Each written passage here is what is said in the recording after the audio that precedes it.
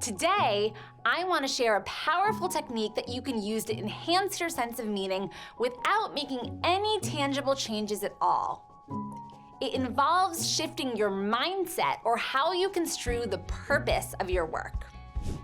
Hello, and welcome to Positive Lawyering, a series designed to help you harness science-backed insights from positive psychology to enjoy greater satisfaction and sustainable success in your life and law practice. My name is Jordana Confino, and I am delighted to be accompanying you on this journey.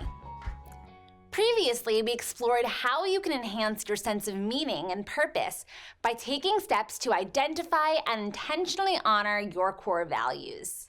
It involves shifting your mindset or how you construe the purpose of your work. The technique is called cognitive job crafting, and it's perfectly exemplified by the following story.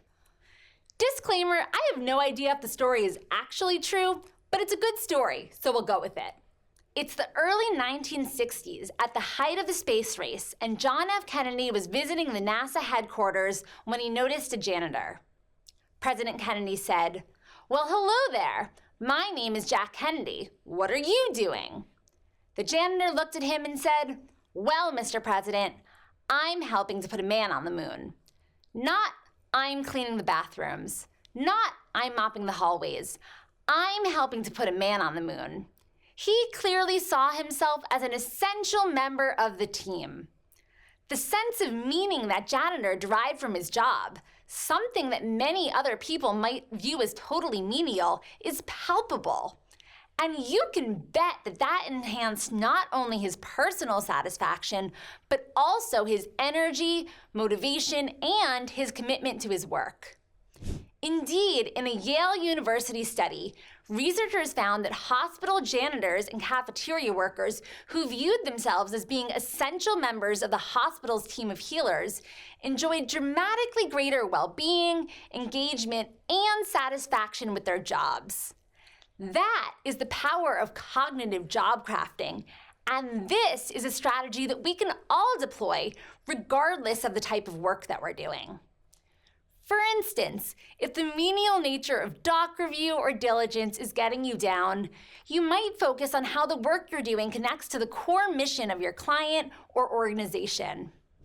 Or you might focus on how a task you're working on, even if you don't really enjoy it, is helping you develop your skills or work towards your professional goals. The key is to push yourself to dig deeper than your brain would typically do on autopilot. For example, if you're a corporate lawyer who helps structure investment vehicles like hedge funds and private equity funds, you might conclude, where's the meaning in this? I'm just moving money around. Where's my value in the world? But if you pushed yourself to think about what goes into those investment vehicles, you'll recall that those funds often manage pension plans that contain the retirement savings of healthcare workers, firefighters, and teachers. What that means is that if that hedge fund is performing well, those people get a few extra $1,000s that they can use to fix their leaky roof, put their kids through school, or undertake any number of other actions that will enhance their quality of life. You are helping people. Even if you can't get excited about your employer's or your client's mission, you can still adopt a service mindset by thinking about how your work furthers your values of love, family, or stability by offering you financial security or enabling you to provide for the people you love. Now, I will warn you that cognitive crafting is probably something that you'll have to practice at first, since it runs counter to our typical ways of thinking. But as with self-compassion, which we discussed in a previous episode, the research shows that if you commit to doing this regularly, it will grow easier, and that you will be blown away by the positive effects it will have not only on your happiness, but also on your performance. Indeed, people often assume that economic incentives or applying fear or pressure are the best ways to motivate ourselves. But the research shows that these are not at all effective motivators. especially over the long term. You can think of it as being similar to the way that different types of food impact our brains and our bodies. Just like pizza and energy drinks can fuel us, fear and monetary incentives can motivate us, but not optimally and not in a sustainable manner. But if we instead nourish ourselves by tapping into our values and conceptualizing our work in ways that create meaning and purpose, this will provide us with a far higher quality form of motivation that will generate optimal performance and satisfaction over the long term.